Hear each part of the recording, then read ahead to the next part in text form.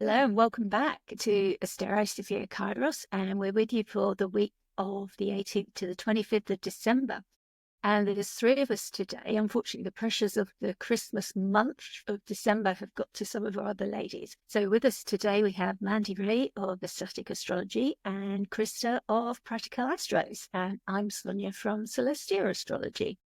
So let's have a look at what we've got.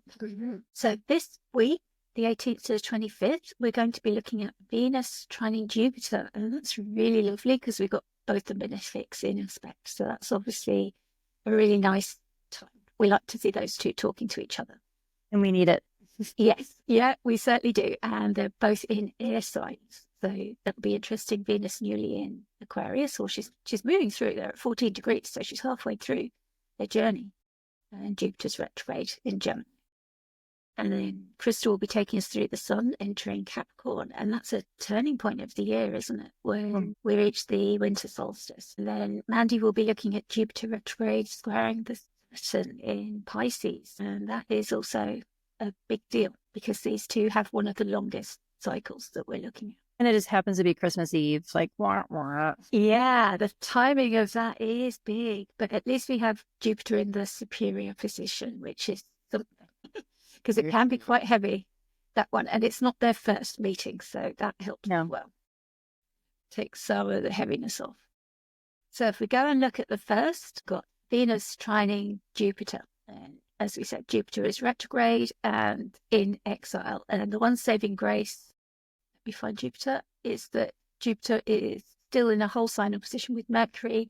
Mercury is ruling Gemini and Jupiter is ruling Sagittarius where Mercury is, which means that the two are in a mutual reception. So they're offering support to each other. So that's helping Jupiter, who's retrograde in exile, which means it's struggling in an unfamiliar place.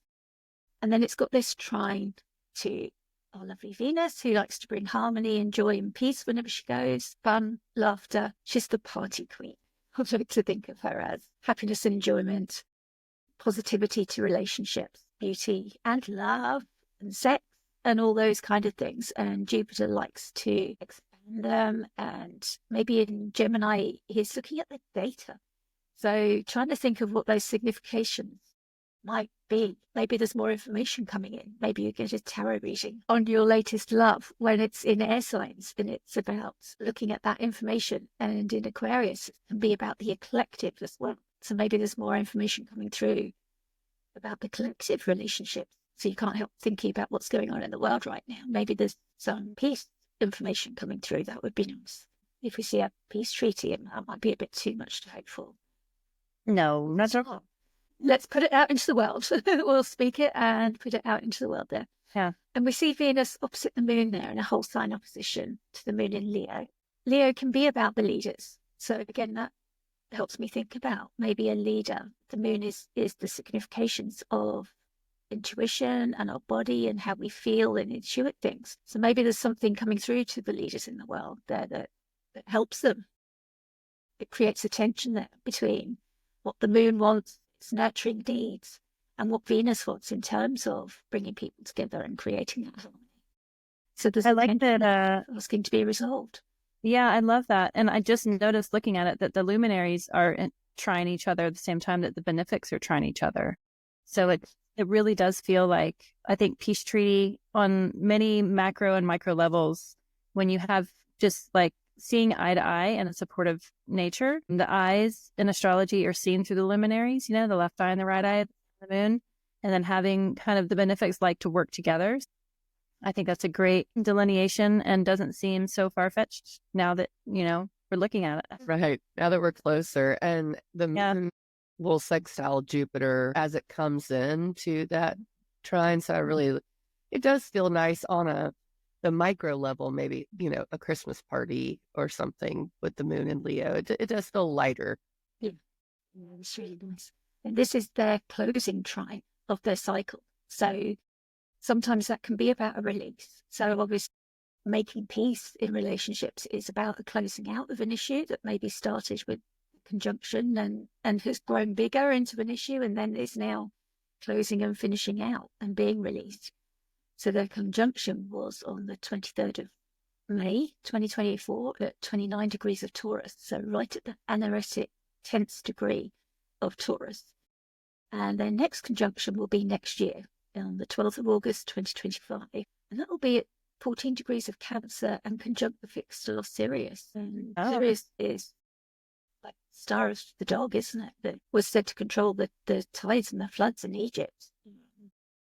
Was the rising star. Well, it does command attention. It's so twinkly. If you've ever looked at it in the sky, it actually twinkles. Yeah. Well, I'm just looking to see, like, there's so many like pilgrimage religious festivals that happen around the middle of August. There's one particular one that happens on one of the islands of Greece, and it has to do with either a revelation of Mary or there's some sort of like Christian mystic association with that middle. And so whenever like those dates, like the 12th to the 15th of August come up, I'm always like, ooh, that's like a good pilgrimage day, just for personal revelation. So whenever there's a loud transit that happens and happening there in Cancer, as the Sirius star rises, it's the flooding of the Nile, it's the beginning of summer. It's just like those Cancerian fluids like release and open up. It's like that in itself feels ominous, like full of omen.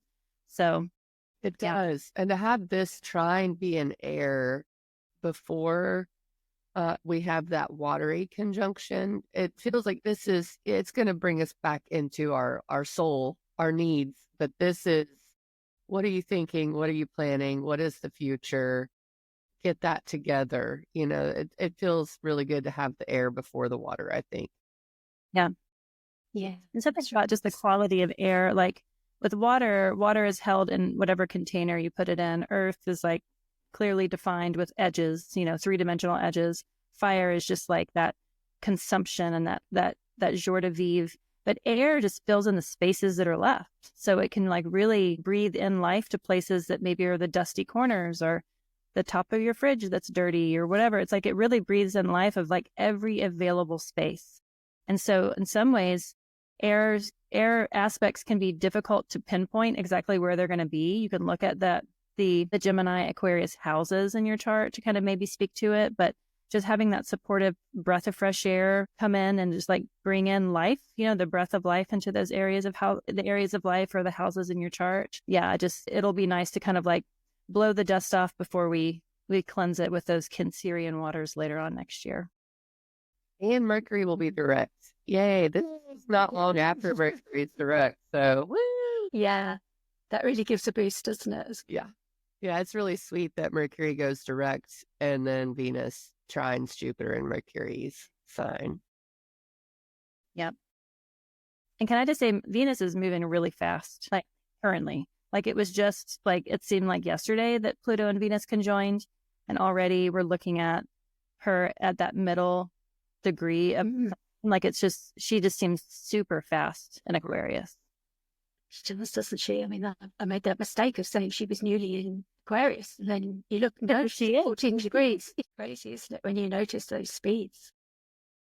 And the next aspect coming up will be a square.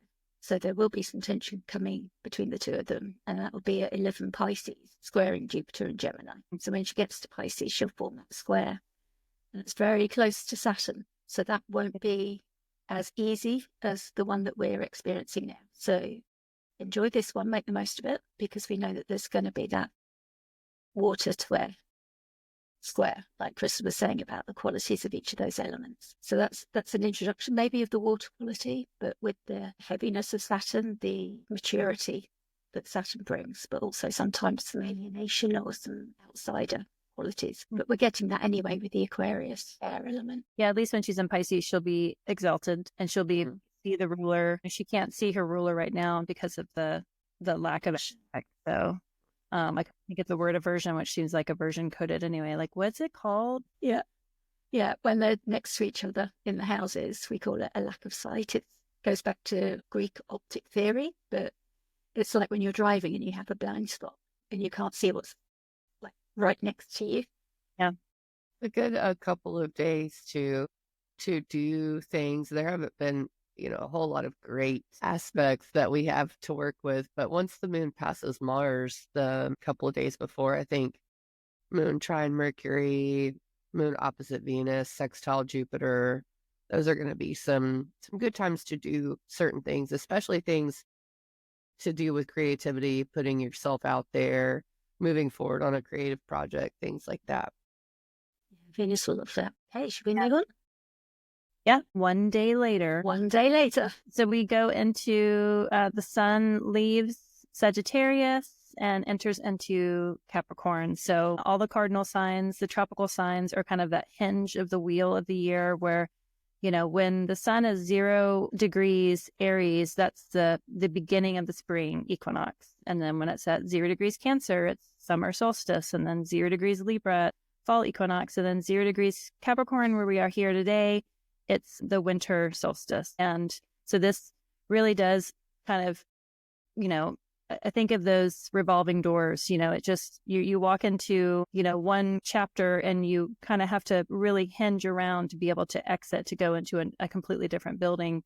And this is the cardinal sign. They really kind of, the momentum pushes us forward. And so seeing the sun come here, you know, in this first degree of Capricorn really does kind of change the vibe at the party. I think about, you know, the lead up to, you know, the holiday season. We're in Sun and Sagittarius. Everybody's like pumped up and like real like giving and jovial and like thinking about travel and like just all these Sagittarius things, you know, parties and getting together and drinking and eating and all this stuff. And then we get into the a couple of days before Christmas, and then we enter into Capricorn, and everybody's like, why did I commit to so much? I'm tired. I want like the house to be clean again. I want all these presents to be put up. It's like just before Christmas, you're still in that mood because you're like, I've already gotten all the Christmas decorations out, but I'm already ready to kind of put them up. I like just the influx of so much stuff inside during the Sagittarius season.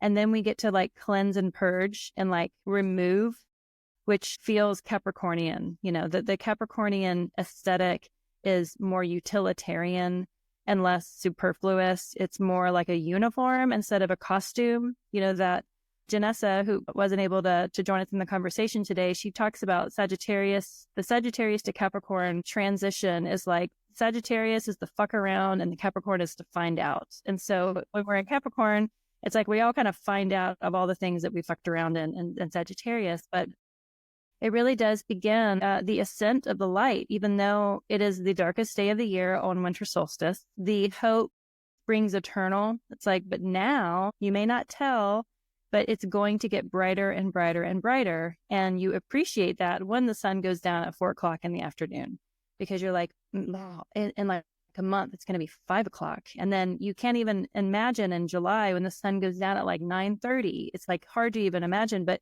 you know, at that point, the sun is going to start to rise. So this right here kind of really does, it gets the sun out of the whole sign square to Saturn, which I like. The sun is now in Saturn's temple. It can see by sextile its ruler.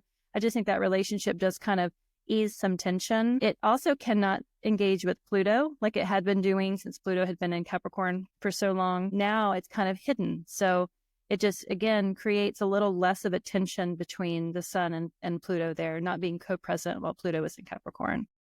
So it's really just a vibe shift. It's like the Marie Kondo, get rid of everything that doesn't bring you joy sort of a thing. And we'll have that, you know, for the next, 30 days. So yeah, those are my initial thoughts. I do also like is in a trine, like welcoming it, like Virgo's like, I agree. Let's get rid of all this stuff in the house. It does agree. That's what I was thinking while you were saying that, is the moon in Virgo is perfect for it. Yeah. Yeah, I was also thinking when you were saying it, that it's like Sagittarius is like your Christmas shopping, when you start spending more than you thought and you see little extras that you start adding on. Oh, this will be nice, and get some extra food, much more than you actually need. And then you get into Capricorn, the sun and the bills start coming in, and the reality hits that you can't fit all the food in your fridge. It's like that reality really hitting of, how are you going to do this? Yeah. I always think of Yule. Yule starts the 21st, and Yule being associated with Odin, and Odin's such a Saturnian god, in my opinion. But there is this, we are in the dark together kind of feel. So we have to be structured. We have to have our food. We have to make sure that we're also partying and not being depressed. It's like this very weird mixture of things with Capricorn, with the solstice, especially in the northern hemisphere. I think southern hemisphere, probably experiences it a little differently. And, I don't want to be Hemispherean, but I do love, I get this really magical feeling with the solstice that maybe it just comes from the fact that it is Christmas season, but the Yule log, the customs, the tradition, that's really where I'm going with this. And that's such a Capricorn feeling. What is our tradition? What is our custom? And how do we adhere to it and honor things and purge and clean for family coming over? And I mean, it's just such a kind of a nice time, I think. The other thing with it, for the Astrologers Co-op, I wrote about Capricorn 1, the Decan. And one of the things that I wrote about was the idea of the wild hunt and talking about Odin. And there's this, because we don't have 360 days in a year, right? There's these intercalary days because we have, 12 months. Months are named after the moon, and we have one solar year. But really, because of our days, we have like an extra couple of days, roughly about 10 or 12, that they're outside of regular time. They're outside of like the structured time. And so the 10 days beginning at solstice until the end of the year, we have this kind of wild time. And the idea of the wild hunt was like, for those 10 days, like magical spirits would be running through the woods. And like, if you were unlucky enough or lucky enough, depending on what the mood of those spirits and gods were, you would be like caught to join them. And it is a totally dark, magical time to do things outside of a regular calendar. And so there's Hawk Astrology does the omen walk, and they begin it on solstice day. And then you look for omens every single day until the end of the year, until you get an omen for every month of the coming year on beginning on that solstice day. So it is a truly weird, magical time, in addition to, and maybe it's related to like not wanting to have the physical obligations or relationship obligations, because your head is kind of in a more magical space where you want it to be, and you don't want to be distracted by having to go to an office party or having to, do all the go to Walmart to buy more gifts. Like that's the last thing that you want to do. And you want to just like take mushrooms and like run with the rabbits in the woods. Like that's like, which one would you rather do, during this time? Right. Yeah. So it is such a magical space of time kind of outside of our regular schedule. Yeah. Veneration of the ancestors kind of a deal as well. And it's so funny to me. It just made me realize that Black Friday, which is the big shopping day, right after Thanksgiving, happens way before the solstice. I mean, because you wouldn't want to be doing that during the solstice, So a lot of people get all of that done really early in Sagittarius season. I'm not going to do any more shopping. I'm good. Yeah. Ancestors, rabbit, mushrooms. I'm good. Something else I see here is that the sun is at the bending of the nodes, and we have the nodes traveling back towards Virgo and Aries. The bends. Time. Feels like getting the bends.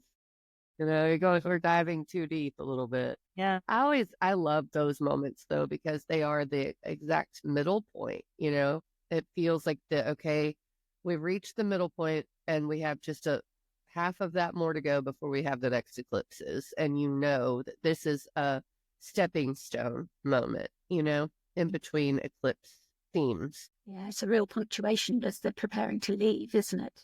To catch them at that point of turning. The solstice point as well. Exciting times. It is. Okay, should we move on? Yep. Let's go to a square. Yeah. Let's have a square to the next. Here we go. We've got Jupiter square Saturn. Jupiter's retrograde. It's kind of like they're rushing head on at each other, is what it feels like, because Jupiter is still moving in its apparent motion backwards, and Saturn is now moving forwards in direct motion.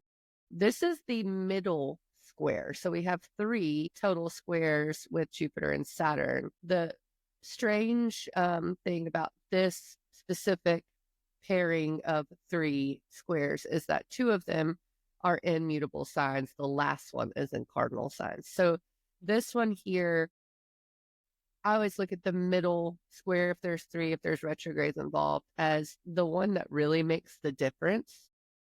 The first one's the one that introduces the theme to you, which was August 19th, I believe, was the first middle square. Yeah. And then we have this square asking you the question about what you want to do about it. So August introduced the theme, middle square, okay, how are we going to make this work? And then we have the last square sometime in June when Jupiter moves into Cancer and Saturn in Aries. So completely different themes, but that's the one that kind of buttons it up, is the third one. So this one is particularly important to me. And with respect to the mutable signs, and I think we've seen a lot of this already because they're floating in a sign-based square anyway, they're not exactly agreeing no matter what, no matter how close an orb they are to square. So we've been dealing with these themes, especially since August, of information versus delusion versus confusion. And I think there has been a lot of that. I'm seeing the drones talk on the internet right now, and I can't help but think this is totally related to this almost, I don't know what's real right now, and I have to dig and we're forced to spend our time digging into to see if something is real right now. And I think that really will characterize the square. Saturn moving direct in Pisces is Saturn wants to kind of give that some structure, give the delusion some structure. Unfortunately, I think what we get from that is some echoes of the 90s and the domestic terrorism and the cults and the delusions of that. But we didn't have Jupiter and Gemini. So Jupiter and Gemini is helpful in that way because it points us to the fact that we just need to do the research. We just have to continually be on our toes. And I think that's, as much as we want to escape, as much as we want to just go into our creativity, veneration of the ancestors and running in the woods, there is this need to dig for truth and to make sure that we know what's going on. I think that's going to characterize that a whole lot. Yeah, and when they make that final square, Jupiter will be exalted and Saturn will be fallen. So the condition of those planets is going to be very different than this one. They're both kind of like not great in either. I think probably Jupiter, because it's, in a foreign land in retrograde, probably has a little bit worse than Saturn. And Saturn is at least now, receiving support from the sun. This is the diurnal sect. Like this is the team. And it feels like Saturn may be at this moment, hopefully the best things that we can glean from Saturn of like recognizing limitations and, retrograde Jupiter and Gemini, I totally see of like going down rabbit holes of trying to do research, but then still not even being like, well, how do I know what their source is? Like it's really questioning and creating the networks, like the synapses, like creating those new bridges of ways of thinking to help in the future of like, it doesn't make sense to me this way. So let me kind of go around and like just be stuck in this river eddy of thought of like, maybe how else could it have happened? It can be just mentally exhausting. And then that Saturn, I think, might help would be like, maybe limit your time of how much time, mental bandwidth you spend on this subject. Like, is it drones? Is it aliens? Does it matter to you today? That's a great point. Yeah. Mm-hmm. And Mercury in Sagittarius, having finished its retrograde, now coming back to oppose Jupiter, the Mercury-Jupiter mutual reception is wonderful on one hand, but I think on the other hand, there is that tendency to overthink. And I mean, they're just it's a feedback loop of that. So in a way, Saturn in Pisces is to limit us from that. Unfortunately, I think that this is a moment where, and I think we've talked about it in videos we've done, Christa, where we just have to be okay with not knowing, with not maybe being able to see way, way far ahead. We still don't know what's going to happen when, in America at least, when we had this big election, we don't know what it's going to be like yet, So this time period feels very much like, okay, focus on what's spiritually important to you. It's a very Saturn Pisces thing, and what you need, how you need to be in alignment with what you believe to be true. It's very philosophical. That's just the vibe it's giving me. I do like that the moon's in Libra. It feels very much like, okay, well, let's balance it out a little bit. And, maybe I'll talk to my friend and see what they think. Yeah. Yeah, it's interesting that Mercury there is moving into a T-square. It is. Like it's almost degree based, isn't it, with Saturn and Jupiter? Yeah, it's like Mercury's like, I told you. Coming to a head, whatever it is. Yeah, and I like the Mars and the Sun, I don't know that they can't see each other, but there is something there. And then the lichen girding with the Moon and Neptune also, it's like they can't see each other, but there's something there. It just feels like, having a structure of like how to organize all these things. Like it's that Always Sunny in Philadelphia Charlie meme where he's got his hands on the board with all the red string. Like, have you ever actually done that? Because it's really satisfying to do. Like putting all your evidence and then just making the connections and being like, maybe that's the structure. And so there's these things that like pop out, even just this chart of the moment. I'm like, they can't technically see each other, but there's some sort of affiliation there. Mars exalts over there in Capricorn and they're at the same degree, but they can't see. Like, what does it mean? Like kind of what this is. When you were saying that, I was just realizing that there's nothing in Cancer. There's something in every other sign. And they're like, I'm out. Yep. Bye. As you said that, the slide's gone. I mean, that's such a strange, happening, I think. I guess there's the part of fortune in Scorpio, but, the water signs being something that's like, what do we think? What do we believe here? I don't know. Let's just, let's go get it under the covers. Yeah, that's our empty countertop, isn't it? Yeah. Yeah. Yeah. The other thing I was thinking was, I think it was Austin Coppock was saying it on the astrology podcast, was at the moment with these opening squares between Jupiter and Saturn, is that we've got Jupiter in the superior position. So enjoy these 3 opening squares as much as you can enjoy something that's this heavy, because once we get to the opposition and the closing squares, we're going to have Saturn in the superior position. So they're going to be a lot more intense. Going back to what you were saying, Mandi, about it being philosophical, that's the energy that Jupiter's bringing, the wisdom and the philosophy, and like that mage energy that Jupiter brings is helpful and benefic. Whereas Saturn's going to close things off and shut things down and bring those lessons in. And Saturn being in Jupiter's sign, I mean, there's just a few things with this square that I think are important leading up to the cardinal square. As far as getting to the bottom of the information before we have to act on it. Yeah, that cardinal square is going to be interesting next year. Yeah.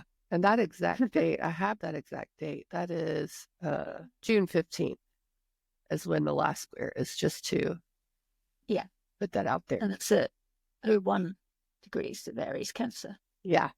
Big deal. It is. Yeah. That's when I'm giving my lecture. Oh. Act on it. On it. Yeah, Chris is going to be doing a speaker series for Nightlight Astrology School, where we've all learned. So yeah, do register for that when you see it come up. I'm sure we'll be promoting it on here. Yeah, I just realized that was the day they gave me. Fine. Jupiter will be right on my own Mars, so I'll be like full armed, so it'll be fine. Yeah, just channel that mage and philosophical wisdom and everything. Yeah. I mean, I've literally... No, it'll be on my Venus. Sorry. It's Jupiter will be on Venus, not on my Mars. Yeah. I took some of the archetypes out of the archetypal book that we've got, the Ren Butler book, and it's literally our namesake, Sofia of Greece. So it works for us. The gods and goddesses of justice and wisdom coming through and being grounded by Saturn. Yeah, so Mart in Egypt, Sophia in Greece, and Minerva for Rome. So those are the kind of archetypes that are being channeled here. Mm-hmm. Well, and this decan of Saturn is a double Jupiterian decan. It's like Jupiter rules Pisces and Jupiter rules that decan. So it's, I like it just to have a little bit extra support for whatever planet goes in there. And Saturn needs that help. So we've got Jupiter. Don't tell him we said that. He definitely needs that help. Yeah, definitely. Okay. So that concludes this week, and we'll be back with you next week looking at the 25th of December to the 1st of January. And we have been Christa from Practical Astros, Mandi Rae from Astrological Astrology, and Sonia from Celestia Astrology. Thank you for watching, and if you've enjoyed this, please remember to like, subscribe, and we welcome your comments and your questions. Thank you. Bye-bye. Thanks.